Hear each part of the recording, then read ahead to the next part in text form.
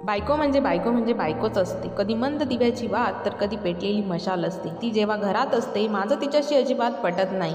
ती जेव्हा घरात नसते मला जरासुद्धा करमत नाही. पाणी धोबी दूधवाला पेपरवाला नाटाळ शेजाऱ्याला तीच व्यवस्थित हाताळू शकते. घरात कुणाची कुठली वस्तू कुठे आहे, बँक बुक, लॉकरच्या चाव्या, हातरुमाल कुठे आहे, कुणाचा वाढदिवस, लग्नाचा वाढदिवस कधी आहे, सारी नोंद तिच्याच मेंदूत पक्की असते. आला गेला पै पाहुणा सर्वांचं ती मनापासून स्वागत करीत असते. कोण आचरट, कोण हावरट, कोण बावळट, कोण भला, प्रत्येकाची नवी ओळख तीच करून देत असते.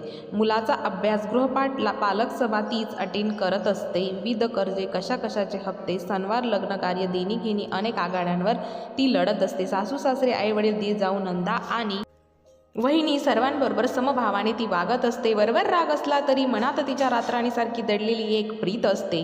मी जेव्हा कविता रचत असते तेव्हा ती कविता जगत असते. कधी श्रावणसरींसारखी ती प्रसन्नपणे बरसत असते तर कधी ग्रीष्मातल्या उन्हासारखी प्रसन्नपणे तळपत असते. तिचं बरसणं काय, तिचं तळपणं काय, सर्वांच्या सुखासाठी ती हे सारं करीत असते.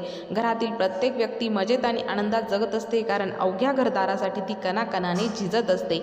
बायको म्हणजे बायकोच असते. कधी समय तेवणारी मंद दिव्याची वात तर कधी पेटलेली मशाल असते.